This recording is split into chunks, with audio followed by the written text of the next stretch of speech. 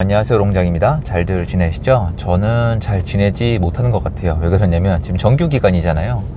가뜩이나 이제 이게 쉽지 않은 작업인데 이제 열심히 만들고 있는데, 이번에 대출 통제, 대출 규제가 제가 하는 작업에 상당히 큰 영향을 미쳤습니다. 시장을 왜곡시켜 버렸는데요. 좀 설명을 해드릴게요. 지금 시장을 이해하기 위해서도 굉장히 유용한 자료가 될 거예요. 일단 제가 요번에 20기예요. 접수기간 아니고요. 오해하실까봐요. 18기, 19기 그때 말씀드렸던 지역 몇몇 샘플 단지 제가 뭐 미리 맞췄습니다. 그거 제가 그 미래 맞출 수 있는 사람이면 이러고 안 살죠. 그러는 분들이 너무 많은 것 같은데요. 아닌 건 아닌 거예요. 내가 말했던 게 맞았죠. 내가 말한 게 나왔죠. 이거 그러면 또 맞춰보세요. 미래를. 전 눈에 너무 많이 보이거든요. 저는 미래를 맞출 능력이 없어요. 근데 열심히 했는데 몇몇 개가 맞아 떨어졌다, 요 정도예요. 자, 근데 거기를 연속성 있게 쭉 보면서 이렇게 제가 흐름을 찾아가는 게 주특기거든요. 근데 지금 흐름이 중간에 끊어졌어요. 근데 이게 여러분 눈에 잘 안 보일 거예요. 설명해 드릴게요. 일단 부자 동네, 이렇게 표현할게요. 부자 동네는요, 7월 달에 피크 치고 어차피 빠지고 있었어요. 절대 다른 말을 다는 게 아니에요. 이분들은 대출도 별로 필요 없어요. 나중에 데이터에 다 나올 거고요. 여기가 왜 더 이상 거래량이 못 올라가고 있었냐면은, 인간적으로 가보시면요, 호가를 너무 많이 올랐어요. 아니 진짜 여러분, 지금 요새 원밸리 60억 찍었나요? 호가를 그렇게 올린다고요. 그걸 언제까지 사야 돼요? 원밸리가 지금 갑자기 100억까지 가는 게 맞습니까? 아니잖아요. 호가를 너무 올리고 매물을 너무 집어넣으니까 거래량이 줄고 있었어요. 7월달이 피크란 말이에요. 그런데 여기가 피크를 치면요, 하단으로 조금 가거든요. 조금 낮춰서 사는 거예요. 그리고 전반적으로 이 지역이 올라가는 분위기가 생기면요, 매수세가 붙어요.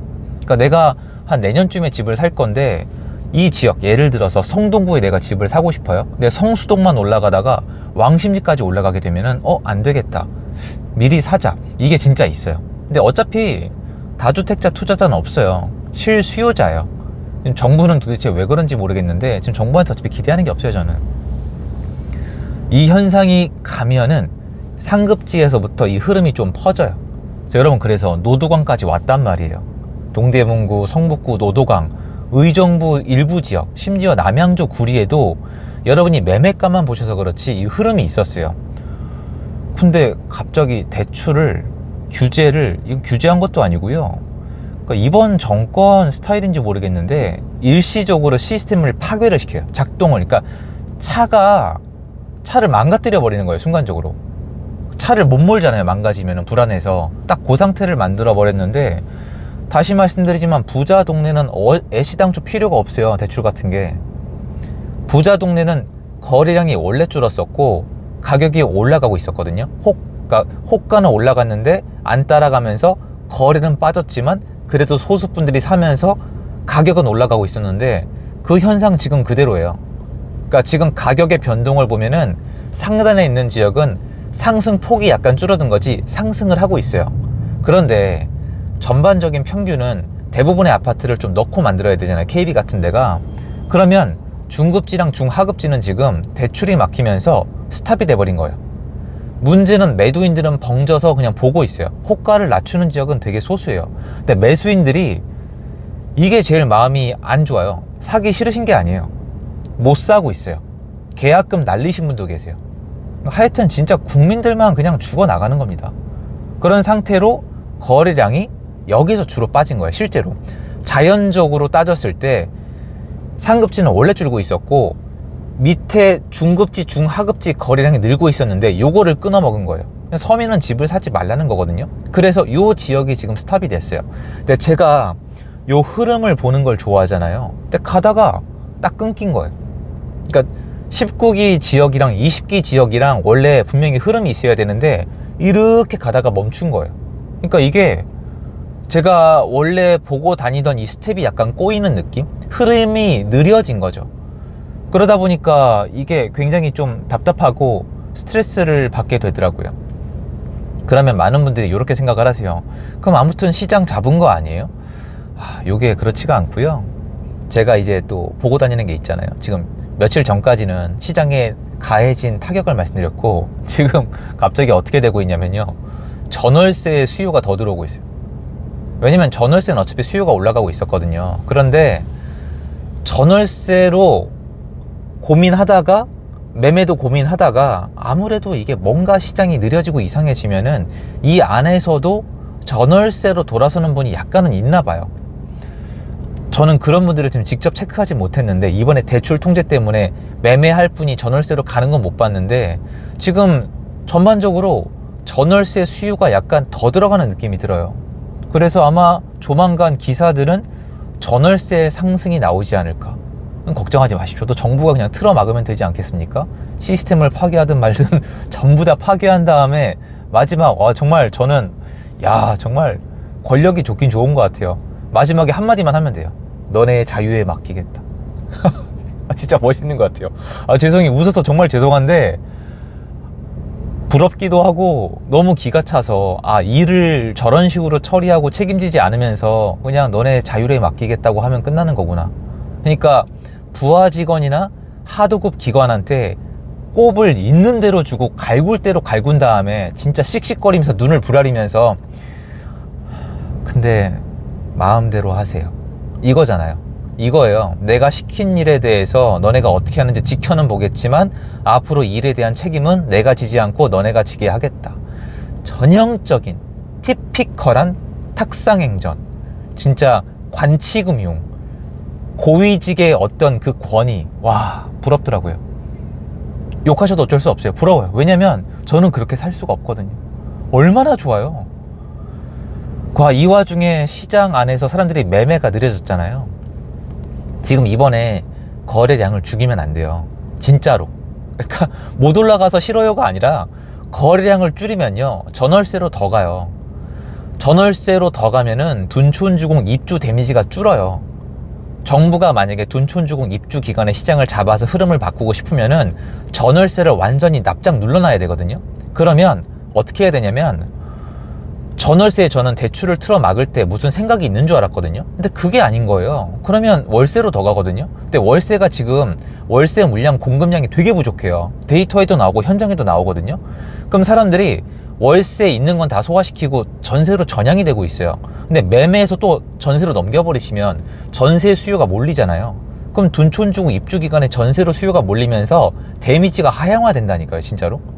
둔촌주공 입주 기간에 매매가는 원래 큰 영향을 미치기가 어려워요. 시장 분위기를 잡지 않고서는. 특히 둔촌주공보다 상급지는 데미지를 안 받아요. 역사적으로 원래 그렇거든요. 그럼 동급지나 하급지, 이 인근 지역은 데미지를 받아야 되는데 지금 흐름을 끊어놨으니까 매매가가 주춤해 보이겠지만 매매가를 이대로 놔두는 대신에 전세로 더 간다니까요. 어차피 중하급지는 전월세 가격이 매매가에 영향을 많이 미쳐요. 원래 그렇게 돌아갑니다. 상급지는 이 집을 소유하고 싶고 에셋 파킹하고 싶은 분들이 많겠지만 중하급지는 일단 살아보고 결정을 하는데 이분들은 더 이상 위로 올라갈 수가 없어요. 중급지의 아파트를 팔고 상급지로 이제 못 가요. 중하급지는 이제 꿈도 못 꿔요. 여러분 원베일리 60억이에요. 아리팍은요. 옛날에 여러분 이 농담이 아니고요. 인근 지역에서 옛날엔 아파트 팔고 옮겨 타기 됐다니까요. 이제 말해봤자 안 믿어요 사람들이. 이제 안 돼요. 절대 안 돼요. 대출도 안 해줍니다. 그럼 이분들은 어떻게 하겠어요? 일단 일부 분들은 거기까지 올라가는 거 포기하고 하단 사는 거고요. 지금 사고 계시죠? 아니면 전월세로 버티다가 매매를 할 때가 되는데 청약을 하든가 청약도 안 되면은 그냥 거기서 매수를 해버리시는 거예요. 방법이 없으니까. 되게 그냥 저만의 논리 같잖아요. 현장이 이렇게 돌아가요. 그래서 상급지 말고 중하급지가 나중에 올라요. 퍼지는 거거든요. 올라탈라다가 안 되니까 사거나 전월세로 버티거나 사거나 내 돈에 맞춰서 사거나 대출 풀리는 대로 사거나. 그리고 제가 영상 마지막 부분에 앞으로 제가 자주 다룰 영상을 말씀을 드릴게요. 지금 정부가 관심도 없고 알바도 아니고 그걸 초월하는 힘을 갖고 있으니까 뭐 아예 완전 무시하시겠지만 마음대로 하시겠지만 국민이, 제가 대신 말씀드릴게요. 여러분 그럴 자격이 있는지 모르겠지만 국민이 개돼지가 아니에요. 정부 정책 이런 식으로 마음대로 발표하고 말 한마디로 사과하고 떼우고 책임 전가하고 이런 식으로 진짜 이런 식으로 하잖아요. 더 이상 묘사는 안 할게요. 저는 그런 식으로 일하면 먹고 살 수가 없는 사람이라서 이해를 못 하겠는데, 정책의 신뢰를 잃어버린 상태에서 시장이 전월세를 못 잡아서 매매가로 퍼지잖아요. 그때 패닉바잉이 나와요. 그러니까 알아요. 전 정권의 생각을 대충은 알겠어요. 패닉바잉 너네 못할걸? 서민 따위가 대출 없이 패닉바잉을 한다라고 생각하고 계시잖아요. 한번 두고 보세요. 어차피 지금 상위권 가격도 이해가 안 되시잖아요. 현금으로 200억짜리 집을 사고 있어요.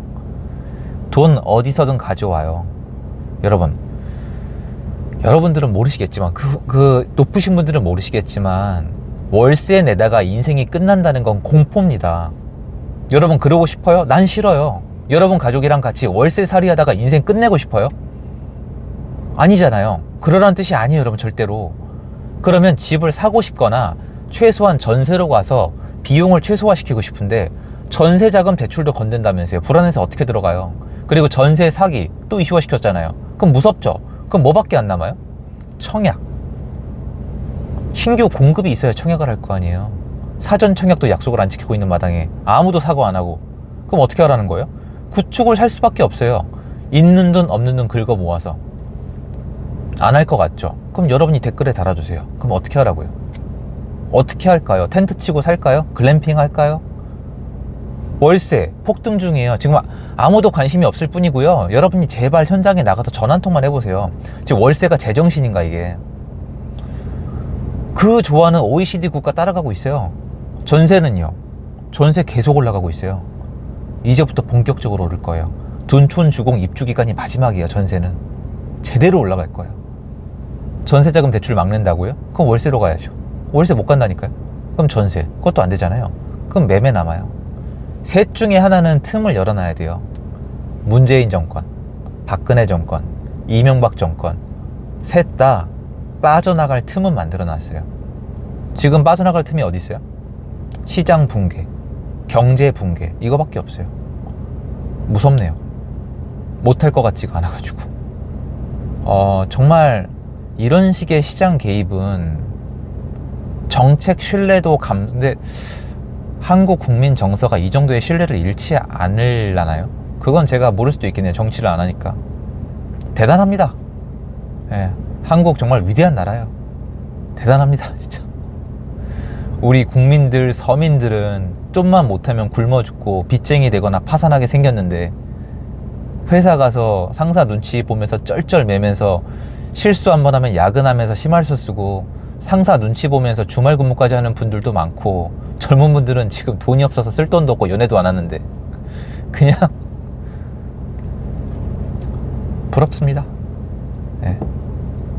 시장의 방향은 변할 게 없고요. 나중에 부작용은 더 크게 나올 거예요. 여러분께 다시 여쭤볼게요. 이런 실력으로 잡힐 정도로 부동산 시장이 그냥 어떤 애들 게임 장난 시스템 같으세요? 여긴 시장이에요. 시장이라고요. 수급이에요. 수급 조율을 못해요. 이대로 오래 안 걸릴 겁니다. 제 말이 맞나 틀리나 제가 몇 번 말씀드리죠. 한번 지켜보세요. 어떻게 되는지. 요거 말씀드리고 싶었고요. 그래도 전 열심히 달리겠습니다. 지금 현장 데이터가 꼬이면서 아주 일이 늘어가지고 지금 잠도 못 자게 생겼어요. 그래도 맞게 해야죠. 제가 하기로 한 일이니까. 저는 제가 이렇게 한 이게 제 투자 라이프에 이 결과물과 대가가 나올 거라고 생각해요. 몇 년 안 걸려서. 어차피 길게 보고 가거든요, 저는. 여러분 제가 응원하고요. 힘냅시다. 그리고 제가 뭔가 마음에 안 드는 부분, 비판한 부분에 대해서 마음에 안 들거나 제가 잘못 생각했다고 생각하시는 분들은 댓글 달아주세요. 읽어보고 제 말이 틀렸으면 겸허히 받아들일게요. 이거 제 의견에 불과합니다. 저 따위 뭐 일개 시민 유튜버가 감히 현 정부 고위직을 어떻게 평가하겠습니까? 그죠? 저 그렇게 생각합니다.